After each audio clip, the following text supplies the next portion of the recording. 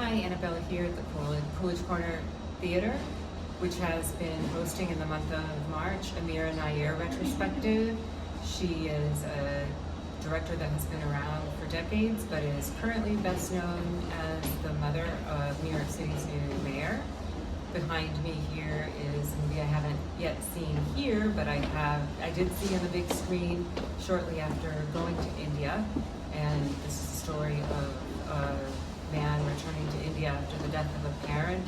Being the firstborn son, it is his responsibility to shave his head, which is something my husband would have to do as the firstborn son, except that he's already ready for that since he has no hair.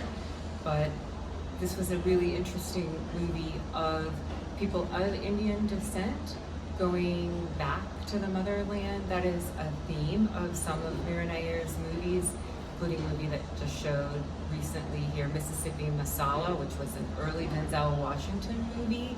Something that I wonder, what is up with Indian people owning hotels? But if you've traveled in the South, you will know that that is a very common business for them, and that's the backdrop of Mississippi Masala.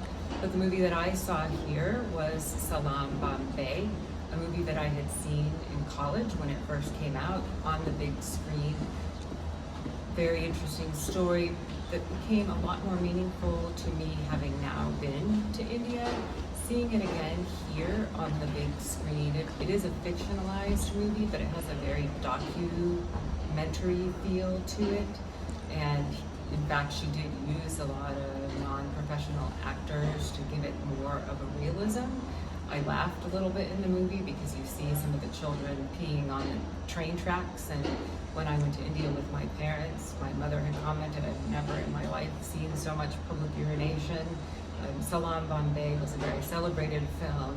And some years later, there was a documentary, Born to Brothels, about the brothel business in India, which interestingly, when we were in India, the BBC World happened to have a documentary about that. But when I asked our tour guide about the brothel business, and we had stopped at a truck stop where it was very apparent that there was a truck stop brothel, the tour guide said, oh, we don't really have prostitution in India. I think there's prostitution everywhere.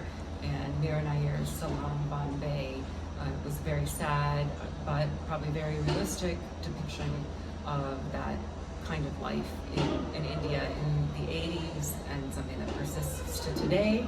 Terrific retrospective, one of many offered here at the Coolidge in Brookline.